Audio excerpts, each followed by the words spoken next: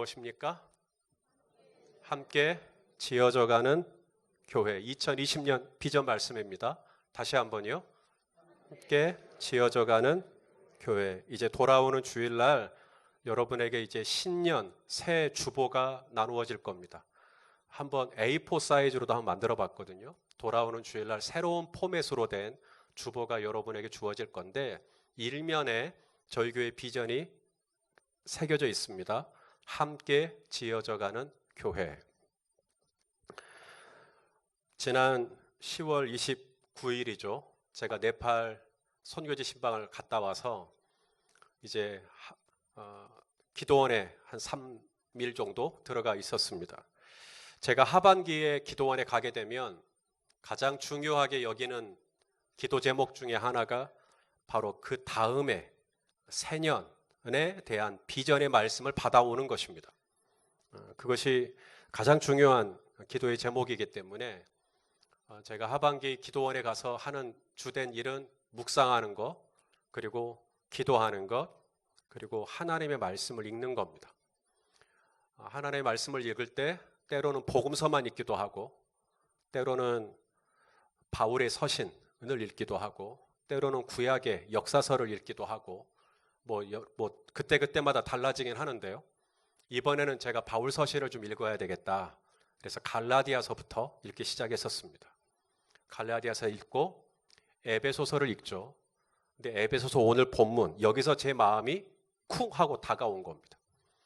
에베소서 2장 19절에서 22절 말씀을 읽어 내려가는 중에 특별히 마지막 절이죠. 22절의 끝부분, 함께 지어져 가느니라. 이 부분에서 이게 뭐가 와서 확 꽂혔어요. 이게 뭐지? 이게 뭘 말씀하시는 걸까? 함께 지어져 간다고 하니까 제 안에 버뜩 떠올랐던 게 뭐냐면 성전 건축이었습니다. 짓는다 그랬으니까. 그래서 오메, 성전 지으란갑다. 처음에 그렇게 제가 받았어요. 그래가지고 성경을 읽다가 덮고, 하나님 이게 뭔 뜻입니까? 2020년도에는 저희 교회가 새로운 성전을 지어야 된다는 말씀입니까? 라고 주님께 물었어요. 주님이 대답하셨어요. 예, 아무런 말씀이 없으셨습니다. 그래서 다시 묵상을 하기 시작했어요. 이게 무슨 뜻일까? 오늘 본문이 뭔 얘기일까? 함께 지어져 가느니라가 무슨 의미일까? 다시 한번 본문을 들여다보는 중에 제가 깨달았어요. 여기서 지어라, 함께 지어라 라고 말씀하실 때 이것은 눈에 보이는 물리적인 공간을 지으라는 뜻이 아니었습니다.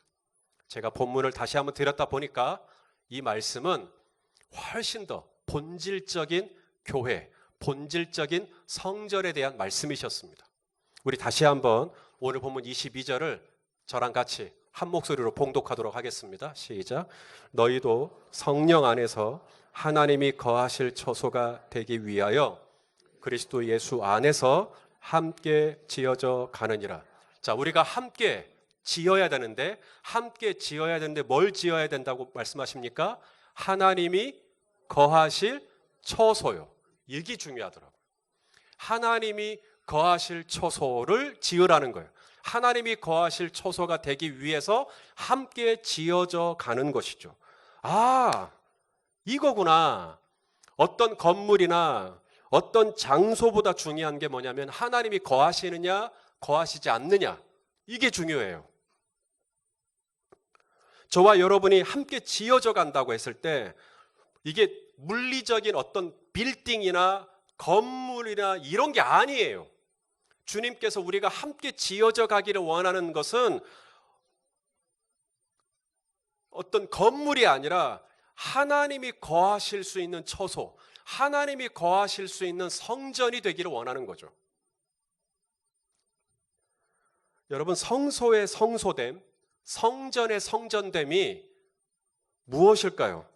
가장 중요한 것이, 성전에서 중요한 것이 무엇이냐 하는 거예요. 누구는 교회를 결정할 때 편의시설을 좀 보더라고요.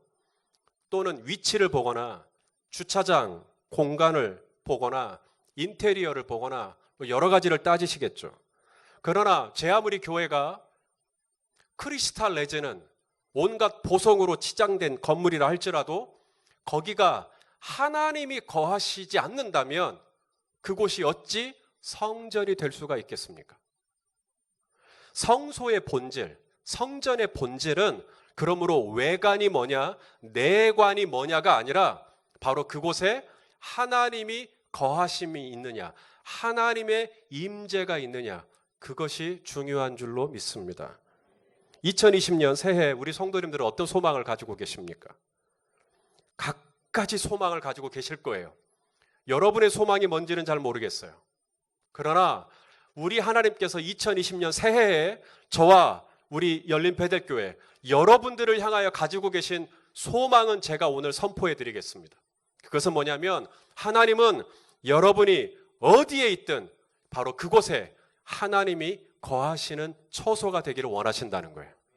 여러분이 집에 있습니까? 그렇다면 여러분의 집이 하나님이 거하시는 처소가 되기를 주님은 원하시고 계시는 거예요. 여러분이 직장에 있습니까? 그 일터가 하나님이 거하시는 일터가 되기를 주님은 원하십니다. 사업하고 계십니까? 교회 따로 사업장 따로가 아니라 여러분의 사업장부 안에도 하나님이 거하시는 처소가 되기를 원하신다는 것이죠. 하나님은 우리 성도님들이 어디에 있든지 그곳이 하나님이 거하시는 처소가 되기 위하여 2020년을 시작하는 오늘 이날 이 저녁에 이 비전의 말씀을 선포하고 계시는 것입니다. 어떻게 하면 내 삶의 자리가 하나님이 거하실 만한 처소가 될 수 있을까? 자, 세 가지 키워드를 오늘 본문에서 찾아보려고 합니다. 세 가지 단어인데요. 먼저 첫 번째 단어는 뭐냐면 권속이라는 단어가 오늘 본문에서 눈에 띕니다. 자, 19절 말씀인데 권속이라는 단어에다가 체크를 하시면 좋겠습니다. 19절 시작.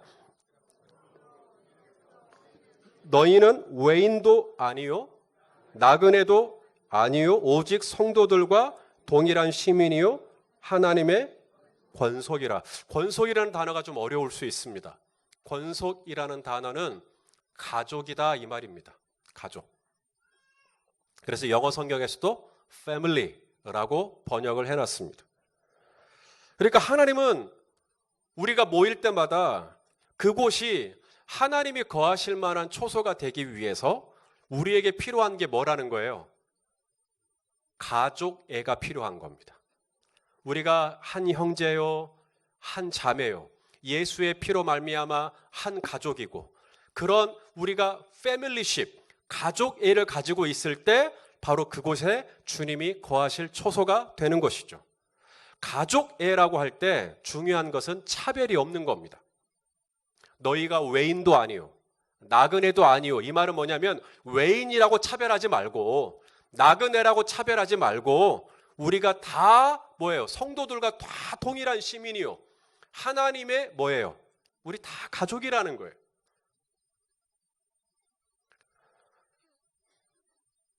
여러분, 교회 안에 차별은 없어야 됩니다. 하나님이 거하실 초소가 되기 위해 우리는 차별을 하면 안 돼요. 우리 골로새서 3장 11절 말씀입니다. 읽어보겠습니다. 시작. 거기에는 헬라인이나 유대인이나 할레파나 무할레파나 야만인이나 수구디아인이나 종이나 자유인이 차별이 있을 수 없나니 오직 그리스도는 만유시요 만유 안에 계시느니라. 그러니까 교회 안에 차별이 있으면 돼요, 안 돼요? 안 돼요. 교회 안에 구별이 있으면 돼요, 안 돼요? 돼요. 구별은 됩니다. 교회는 구별은 돼야 돼요. 세상과 구별돼야 돼요? 구별돼야죠. 교회는 세상과는 구별되셔야 됩니다. 세상과 똑같으면 안 돼요. 교회는 방향이 있죠. 교회가 가는 방향이 있고요. 세상이 지향하는 방향이 있어요. 그걸 가치관이라 그래요. 세상의 가치관과 교회 가치관이 같아요, 달라요? 구별돼야 된다니까요. 달라요. 그래서 세상이 돈을 쓰는 모양과 교회가 돈을 쓰는 모양은 똑같을 수가 없습니다. 교회는 돈을 써도 뭔가 좀 다르겠어요. 교회는 시간을 써도 세상과는 약간 다른 개념으로 시간을 씁니다. 교회는 말을 해도 세상 사람들과 똑같은 언어를 쓰지 않아요. 교회가 쓰는 언어가 있어요. 말투가 있어요. 주님은 교회가 구별되기를 원하는 거죠. 그걸 성도라 그래요. 성도, 거룩한 무리. 하지만 구별은 해야 되지만 차별은 하면 안 됩니다. 차별은 뭐냐? 내가 기준이 돼갖고 내 생각이나 내 의견이나 뭔가 나랑 다르다. 그 사람을 향하여 내가 은근히 깔보거나 업신여기는 태도를 가리켜 차별이라 그러는 거예요. 그건 교회 안에 있으면 안 됩니다. 하나님 나라의 가치관에 위배가 됩니다. 하나님은 헬라인이 됐든 유대인이 됐든 할레파가 됐든 무할레파가 됐든 야만인이 됐든 수구디아인이 됐든 남종이 됐든 여종이 됐든 하나님은 차별이 없는, 왜냐하면 가족이니까요. 큰아들이라고 차별하고 막내라고 차별하고 그러면 그게 가족이 약간 좀 이상하잖아요. 정말 우리가 하나님의 권속이요 하나님의 가족이고 우리가 하나님 나라의 패밀리라고 한다면 마땅히 외인이라고 해서 당신 나가,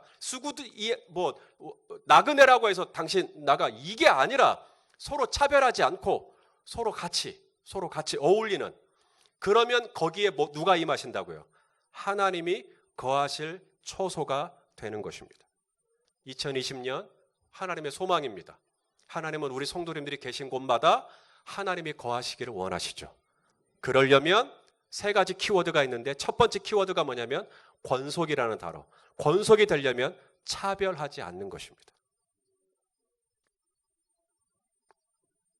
동성애자들이 교회를 향해 왜 그렇게 교회는 자기들을 차별하냐고 따집니다.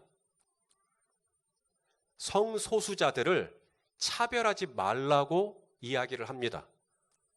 그래서 교회가 자기들을 차별한다고 소리를 높입니다. 여러분, 교회는 차별하면 안 돼요. 우리 하나님은 그가 동성애자가 됐든 그가 이성애자가 됐든 하나님은 다 사랑하십니다. 그렇지만 교회는 동성애자와 구별될 필요는 있습니다. 동성애자라고 해서 차별하지는 않지만 우리는 그렇다고 동성애자를 무조건 받아들일 수도 없습니다. 왜냐하면 동성애자와 우리는 엄연히 구별이 되어야 하기 때문에 그런 것입니다. 저들을 차별하지 않겠다 하여 그들과 똑같은 삶의 방식을 우리가 살 수는 없기 때문입니다. 그러므로 저들이 차별이라고 말하지만 그것이 저희가 하나님 나라 가치관을 붙들고 구별된 삶을 살다 보니 저들이 차별이라고 말하는 것이라면 우리는 계속해서 구별된 삶을 살게 될 것입니다. 저들이 차별이라고 말을 하더라도 우리는 저들을 차별하려는 마음이 아니라 우리는 저들과 구별되려고 하는 몸부림이기 때문에 우리는 그 점에 있어서 한치도 양보됨이 없이 우리는 거룩하고 구별된 성도의 삶을 살아야 할 것이에요. 그러나 차별은 안 됩니다. 구별된 삶을 살아야 되지만 차별은 하나님 나라 가치관의 위배가 됩니다. 그가 수구디아인이 됐든 그가 종이 됐든 자유인이 됐든 그가 가진 사람이든 못 가진 사람이든 배운 분이든 못 배운 분이든 외모가 크신 분이든 작은 분이든 상관없이 그리스도 안에서 우리는 다 동일한 시민이요 하나님의 권속인 줄로 믿습니다. 그렇게 되면 이곳에 하나님이 거하시는 초소가 된다는 거예요. 이런 은혜가 있기를 바랍니다.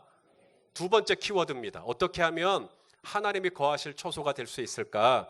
두 번째 키워드는 20절에 나오는 터라고 하는 단어입니다. 자, 20절 말씀을 또 읽을 때 터라는 단어에다가 밑줄을 긋든지 동글뱅이를 하든지 혹시 성경책을 깨끗하게 보셔야 되겠다는 분은 그냥 눈으로만 뚫어져라 쳐다보시기를 바라겠고요. 자, 20절 같이 한번 읽겠습니다. 시작. 너희는 사도들과 선지자들의 터 위에 세우심을 입은 자라. 그리스도 예수께서 친히 모퉁이 돌이 되셨느니라. 어떤 건물을 지으려고 할 때 성도 여러분, 터가 중요합니까? 안 중요합니까? 중요하죠. 터가 없이 건물을 세우는 것은 불가능합니다. 마찬가지로 하나님이 거하실 초소가 된다. 당연히 터가 중요하죠. 내가 어떤 터 위에 집을 짓느냐에 따라서 하나님이 거하실 초소가 되는 것이죠. 그런데 그 터가 뭐냐? 봤더니 따라서 합시다. 사도들과 선지자들의 터. 이게 뭔 말일까요? 사도들과 선지자들의 터라는 게 도대체 무슨 말일까요? 제가 쉽게 설명을 해드리겠습니다. 사도들과 선지자들의 터란 말씀과 기도의 터를 의미합니다. 뭐라고요? 말씀과 기도의 터. 왜 그러냐? 사도들이 가장 중요하게 여기는 가치가 무엇과 무엇일까요? 말씀과 기도입니다. 초대교회에 사도행전 6장에 보면 교회가 이렇게 분열이 일어나요. 교회가 이렇게 하나가 돼야 되는데 이 균열이 일어나요. 헬라파 유대인들, 히브리파 유대인들 사이에 서로 이렇게 마찰이 생긴 겁니다. 당시에 초대교회 안에서 무슨 일이 있었냐면 과부를 구제하는 일이 있었어요. 너무나 귀한 일이죠. 아름다운 사업입니다. 힘없는 약자, 사회적으로 소외된 이 과부들을 교회가 어떻게 도와줄 수 있을 것이냐. 이걸 가지고 이제 과부들을 구제를 하는 것인데 구제를 하는 과정에서 자꾸 명단에서 누락이 되는 거예요. 누락이. 그래서 이 헬라파 유대인들이 약간 서운한 겁니다. 왜 자꾸 우리를 왜 자꾸 이렇게 자꾸 누락시키냐는 거죠. 가뜩이나 헬라파 외국에서 오신 분들은 가지고 있는 컴플렉스라는 게 있는데 또 구제 명단에서 자꾸 누락이 되니까 또 그것도 이렇게 서운한 거예요. 그래서 교인들 사이에 이렇게 균열이 일어난 겁니다. 이걸 봉합을 해야죠. 하나가 되려면. 그래서 사도들이 이걸 어떻게 봉합을 할 것인가 하다가 두 가지를 세웁니다. 첫째, 리더십을 세워서 그들에게 과부를 구제하는 일을 맡겨버리자. 우리가 이거 하지 말자. 사도들이 어느 날 설교했는데 3,000명이 회심하고 어느 날 설교했는데 5,000명이 회심하고 졸지에 초대교회는 메가처치가 돼버린 겁니다. 이 어마어마한 이 교회 공동체를 12명의 사도들이 감당한다는 게 불가능한 거예요. 그래서 7집사를 세웁니다. 7집사를 세워 그들에게 구제하는 이 모든 일을 다 맡겨요. 그 다음 또 하나 사도들이 결정한 게 있는데 우리는 7집사에게 이 일을 맡기고 사도들은 두 가지에 집중한다. 말씀과 기도에 집중한다. 이런 원칙을 세워요. 자, 사도행전 6장 3절 4절입니다. 읽어보시죠. 시작. 형제들아 너희 가운데서 성령과 지혜가 충만하여 칭찬받는 사람 7을 택하라. 우리가 이 일을 과부구제하는 일들을 그들에게 맡기고 우리는 오로지 뭐예요? 기도하는 일과 말씀 사역에 힘쓰리라 하니. 자, 사도들이 붙들었던 원칙이 무엇과 뭐예요? 말씀과 기도였던 겁니다. 그러므로 사도들과 선지자들의 터라고 말할 때 그것은 무엇의 터예요? 말씀과 기도의 터를 의미하는 거예요. 하나님이 거하실 처소와를 지금 이야기하고 있습니다. 하나님이 거하실 만한 하나님의 임재가 있는 이 처소가 되기 위해서 어떻게 해야 될 거냐? 어디에 하나님의 나라가 임하느냐? 말씀과 기도의 터 위에 있을 때. 말씀과 기도의 터가 없는 거예요. 이 말씀과 기도의 터가 지금 약한 거죠. 그러니까 어떤 일이 일어났다는 거예요. 과부를 구제하는 일. 얼마나 귀한 사업입니까? 얼마나 아름다운 사역입니까? 누군가를 도와주겠다는데요. 오늘 우리 국창희 집사님도 저희 교회가 정말 이웃들에게 덕이 되는 교회가 되게 해달라고. 그래요. 우리가 그런 아름다운 사역들을 하게 되면 얼마나 좋아요. 그런데요, 과부를 구제하는 일을 아무리 잘해도 터가 약한 거예요. 터가 약하면 그 선한 사역에 균열이 생깁니다. 그 좋은 일을 하면서도 성도들이 싸워요. 그 아름다운 일을 하면서도 서로 으르렁거립니다. 무엇이 약해졌다는 거예요? 사도들이 진단할 때. 말씀과 기도가 무너지면, 이 터가 무너지면 제 아무리 화려한 사역이나 아무리 멋있는 사역들을 한다 하더라도 이게 불안하다는 거죠. 균열이 생긴다는 거예요. 내가 목장을 해야겠다. 내가 찬양대를 해야겠다. 나 이번에는 내가 찬양을 해야겠다. 방송 사역을 해야겠다. 좋아요. 여러분들이 어떤 사역을 다 하시는 것 괜찮습니다. 그러나 어떤 사역을 하더라도 여러분이 목장을 맡은 목자가 되더라도 여러분이 자치회장을 하더라도 여러분이 정말 중요한 게 있습니다. 하나님이 거하실 처소가 되기 위해서는 터가 중요한데 이 터를 등한시하고 어떤 사업을 하게 되면 그 사업에는 반드시 얼마 가지 않아 균열이 생기기 시작할 겁니다. 여러분이 하는 사역이 선하다 하여 그 선한 사업이 여러분을 연말까지 붙잡아주는 것은 안 돼요. 아무리 선한 사업이라 할지라도 반드시 말씀과 기도의 터 위에 있어야 합니다. 말씀과 기도의 터가 약하면 하나님이 거하실 초소가 되는데 어려워지기 시작하는 거예요. 그래서 여러분이 하는 사업이 너무너무 귀한 일이고 마땅한 일이라 할지라도 반드시 그 사역은 말씀과 기도의 터 위에 있어야 하나님의 임재가 지속적으로 기름 부어질 수가 있는 것입니다.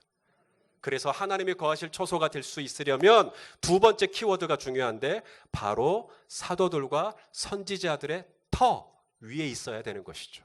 이 말씀이 이해가 되시면 아멘 해주십시오. 아멘 했으니까 이제 세 번째, 하나님이 거하실 처소가 되기 위한 세 번째 키워드입니다. 무엇일까요? 연결이라는 단어입니다. 오늘 본문 21절에 연결이라는 단어가 눈에 띄십니까? 거기다가 동글뱅이 하십시오. 21절 같이 읽겠습니다. 시작. 그의 안에서 건물마다 서로 연결하여 주 안에서 성전이 되어가고. 할렐루야. 하나님이 거하실 처소가 되기 위해서 첫 번째는 뭐가 중요해요? 서로 차별하지 않고 권속이 되는 거. 그러면 하나님이 거하십니다. 두 번째는 뭐예요? 말씀과 기도의 터 위에 서 있는 거죠. 세 번째, 어떻게 하면 하나님이 거하시는 처소가 되느냐? 우리가 서로 어떻게 돼 있어야 돼요? 연결되어 있어야 돼요. 태풍이 불었어요. 영국에 굉장히 큰 태풍이 불었습니다. 런던 시내에 있던 가로수가 다 뽑혀버렸어요. 얼마나 강했으면 가로수가 다 뽑혀버려요. 뿌리째 뽑혔어요. 학자들이 태풍이 지나가고 난 다음에 연구를 했습니다. 도대체 무슨 일이 일어난 건가? 학자들이 결과를 이야기하는데 충격적인 결과를 얘기하는 거예요. 이번에 영국을 강타한 태풍은 강하지 않았다. 아니, 런던 시내에 있는 가로수가 다 뽑혀 나갔는데 강하지 않았대요. 이전에 비하면 태풍이 강하지 않았다. 그러니까 사람들이 궁금한, 아니 런던 시내에 있던 가로수가 다 뽑히지 않았냐? 그것은 이유가 이거예요. 런던 시내에서, 런던시에서 이제 새로운 가로수 사업, 가로수를 심는 사업을 한 거죠. 그래서 기존에 있던 거 다 뽑아내고 새롭게 가로수를 다 심었는데, 새롭게 가로수를 심는 과정에서 띄엄 그러니까 나무가 밑으로 뿌리가 자라죠. 뿌리가 자라서 이쪽 나무와 저쪽 나무가 서로 뭐 해야 돼요? 연결되어야 하는데 시간이 충분하지가 않았던 겁니다. 그러니까 바람이 불어버리니까 아주 강한 태풍이 아니었음에도 불구하고 연결이 되지 않은, 뿌리 보이지 않는 뿌리에서 연결이 되지 않은 가로수들이 전부 다 뽑혀 나가버리더라는 거예요. 연결의 힘입니다. 바람은 작년에 비하면 그렇게 센 바람 아니에요. 그런데 뽑혀 나가요. 저분 겨우 저 정도 말에 저렇게 상처를 받나? 여러분, 연결되어 있어야 돼요. 연결이 뭔지 아세요? 여러분의 얼굴이 일그러질 때 여러분에게 전화 한 통이 오는 거예요. 집사님, 요즘 무슨 일 있어요? 얼굴이 어둡대. 기도해 드릴 테니 저에게 나눠주세요. 라고 물어봐 줄 수 있는 한 사람. 여러분이 너무너무 힘들고 어려울 때 생각나서 전화로 집사님, 권사님, 기도해 주세요. 부탁할 수 있는 한 사람. 여러분에게 너무너무 좋은 일이 있는데 축하해 줄 수 있는 한 사람. 이런 사람들과 서로 연결되어 있는 거예요. 연결되어 있을 때 어떻게 된다고요? 하나님이 거하실 만한 처소가 되기 시작하는 거예요. 하나님은 우리가 눈에 보이는 연결보다도 더 중요한 것은 뿌리의 연결입니다. 눈에 보이지 않는 그것이 훨씬 더 중요하죠. 끈끈하게 서로 연결되어 있을 때 하나님이 바로 거기에 임하실 수 있다라고 말씀하시는 거죠. 우리 전도서 4장 12절 잘 아는 말씀입니다. 읽어보시죠. 시작. 한 사람이면 패하겠거니와, 그러니까 패할지도 모른다가 아니에요. 한 사람이면 패합니다. 아예 성경은 정확하게 결론을 내고 시작해요. 한 사람이면 패할 수밖에 없어요. 뽑혀요. 아예 그냥. 한 사람이면, 이 교회 혼자 신앙생활 하잖아요. 어려워요. 정말 어렵습니다. 반드시 연결되어 있으셔야 돼요. 소그룹으로 들어가셔야 돼요. 한 사람이면 패하겠거니와 두 사람이면 뭐예요? 맞설 수 있어요. 근데 두 사람도 안심할 수가 없어요. 그 다음 뭐가 있어야 돼요? 세 사람이 아닙니다. 뭐라고 표현했어요? 세 겹줄이요. 이건 링크를 이야기하는 거예요. 그냥 이 교회를 출석할 때 세 사람 안다고 해서 그게 끝이 아니고요. 이것이 세 겹줄로 묶여 있어야 돼요. 연결되어 있어야 돼요. 묶여 있어야 돼요. 그랬을 때 하나님이 거하실 초소가 된다는 거예요. 그래서 그 앞에 보면 10절에 이런 말씀이 있습니다. 읽어보시죠. 시작.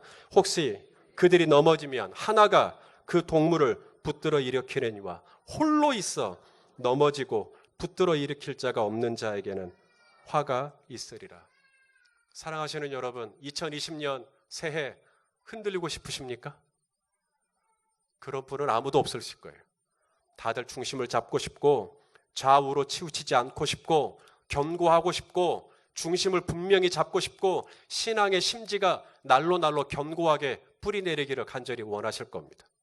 그런데 그렇게 나의 원함과 상관없이 2020년에도 우리는 또 무슨 일로 흔들릴 거예요. 우리는 또 무슨 일로 낙심할 겁니다. 우리는 또 무슨 일로 잠을 못 이룰 거예요. 우리는 또 무슨 일로 마치 심장이 쪼들어가지고 그냥 쩔쩔매고 그냥 안절부절 못하고 또 그럴 거예요.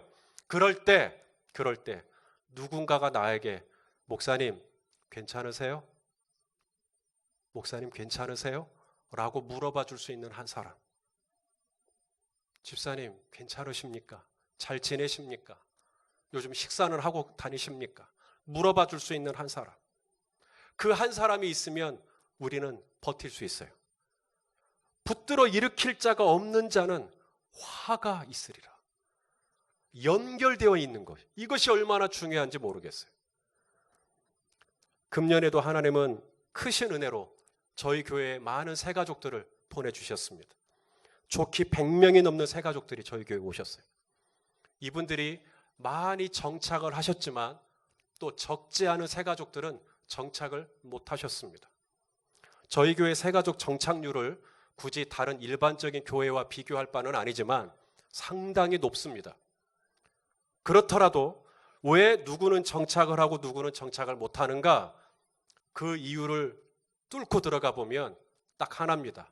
링크되어 있으면 정착합니다.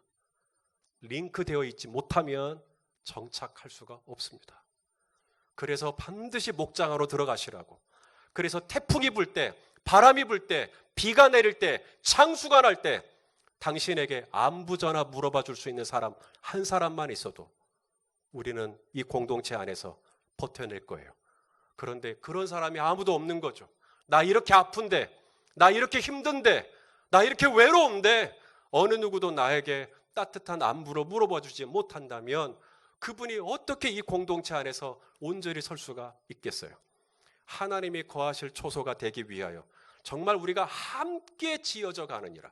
함께 지어져 간다고 할 때, 그러니까 혼자서는 지어져 갈 수가 없다는 이야기잖아요. 함께라는 말은.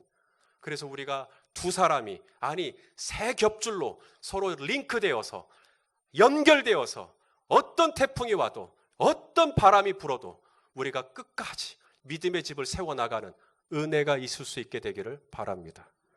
마지막으로 이거 한 가지만 나누고 마칠게요. 오늘 본문이 끝나는 22절을 보시면 함께 지어져 가느니라. 이 표현이요, 수동태입니까? 능동태입니까? 예? 자, 다시 물어볼게요. 함께 지어져 가는 교회가 금년 저희 교회 비전인데 함께 지어져 가느니라. 이게 수동태입니까? 능동태입니까? 응태요? 응태는 뭐지? 예. 수동태죠? 예, 수동태입니다. 그러니까 함께 지어져 가라 하는 게 아니잖아요. 함께 지어져 가는입니다. 그래서 영어를 제가 붙여놓은 거예요. 영어의 being built입니다. 수동태입니다. 그러니까 우리 힘으로 하나님이 거하실 초소가 될 수 있는 게 아니라는 거죠. 우리 힘으로 외인과 나그네를 차별하지 않을 수가 없는 거예요. 우리의 죄인이 가지고 있는 이 본성상 우리는 차별할 수 있는 기제가 우리 안에 너무나 많아요. 저 사람 이러네 확 자르고, 저 사람 저러네 확 자르고, 우리는 가만히 냅두면 다 차별하고 다녀요. 하나님의 은혜가 아니면 우리는 그 형제를 받아줄 수가 없어요. 하나님의 은혜가 있을 때 나보다 허물이 있는 형제를 내가 품어줄 수가 있단 말이죠. 성경은 이렇게 말씀합니다. 로마서 15장 7절 읽어보시죠. 시작. 그러므로 그리스도께서 우리를 받아 하나님께 영광을 돌리심과 같이 너희도 서로 받으라. 여러분, 받으라는 말이 그냥 막 그렇게 막 받으란 얘기예요? 그 뜻 아니죠. 여기서 너희도 서로 받으라는 말이 무슨 말이에요? 용납해 주라는 이야기잖아요. 수용해 주라는 이야기잖아요. 목자원 중에 누가 얘기하면 휴대폰 들여다보지 말고 그 사람 집중해 주라는 얘기잖아요. 그 사람이 무슨 말도 안 되는 얘기를 했다 손 치더라도 일리가 있는 말씀이네 하고 경청해 주라는 이야기잖아요. 누군가의 허물이 드러나면 저 사람이 저랬대 하고 그 사람의 허물을 팡 하고 폭로해버리는 게 아니라 숨겨주라는 얘기잖아요. 덮어주라는 얘기잖아요. 그게 받아주라는 거잖아요. 주님이 우리를 그렇게 품어주셨듯이 우리가 서로 품어줘야 되는데 이게 인간적인 기질로 이게 불가능합니다. 이것은 오직 하나님께서 수동태로 우리에게 은혜를 부어주셔야 우리가 서로의 허물도 덮어주면서 우리가 함께 하나님의 권속으로서 우리가 서로를 받아주면서 용납하는 아름다운 하모니를 이룰 수 있게 되는 줄로 믿습니다. 그래서 하나님의 은혜가 필요한 거예요. 말씀과 기도의 터는 내 힘과 결심으로 됩니까? 절대 불가능합니다. 매년 신년이 되면 여러분 꼭 결심하는 게 세 가지가 있을 거예요. 첫째, 성경 통독. 둘째, 다이어트. 셋째, 저축 이런 거. 그런데 여러분 성경 통독 잘 되시죠? 아마 모세가 이스라엘 백성 데리고 홍해 건널 때쯤 다 빠져 죽으실걸요. 민수기 가서 막 사람들 이름 나올 때는 막 정신이 없으실 거예요. 여러분, 내 힘과 내 결심으로 말씀과 기도에 터 있을 수 없어요. 이것도 수동태입니다. 하나님의 은혜가 있어서 사도들과 선지자들의 터 위에 견고하게 있을 수 있게 되기를 바랍니다. 연결은 내 힘으로 되나요? 그것도 하나님의 은혜가 필요해요. 얼마나 많은 분들이 교회에 대한 상처가 있고 목회자들에 대한 상처가 있는지 몰라요. 이분들은 공동체 안으로 들어가려고 하는데 이 상처가 너무 커가지고 못 들어가요. 이분들의 옷을 함부로 벗길 수 없어요. 이분들이 충분하게 공동체에 대한 신뢰와 목회자에 대한 신뢰가 있을 때까지 우리는 기다려줘야 돼요. 그래서 저는 여러분들에게 목장 모임을 강요할 마음은 없어요. 어떤 교회는 목장 모임 안 하면 등록도 하지 마라 이렇게까지 한다고 하는데 저는 그건 너무 가혹하다고 생각돼요. 얼마나 많은 분들이 공동체에 대한 어려움들을 가지고 교회에 왔는데 저는 이분들이 충분하게 그리스도의 봄날, 성령의 봄날, 바람과 같이 찾아오시는 그분의 어루만지심으로 말미암아 그 마음이 좀 녹아지고 그래서 나도 이제 좀 소그룹 안으로 들어가 볼까 할 때까지 저희 교회는 10년이고 20년이고 기다려 주겠습니다. 다만 혼자만 너무 오래 계시지는 마세요. 이 교회를 다니실 때 너무 혼자서만 끙끙 다니시지 마시고 때가 되면 마음을 열고 공동체 안에 들어와 여러분의 삶에 찾아오는 비가 내리고 바람이 불고 창수가 날 때 여러분에게 안부의 전화를 물어봐 줄 수 있는 한 사람을 위하여 반드시 공동체 안에서 링크되어 있게 되시기를 바라겠습니다. 이것 또한 하나님의 은혜가 필요합니다. 그러므로 함께 지어져 가느니라 하나님의 은혜로 말미암아 그래서 22절 말씀이 그거예요. 성령 안에서 그리고 그리스도 예수 안에서 함께 지어져 가는 이런 은혜가 있기를 예수님의 이름으로 축원합니다.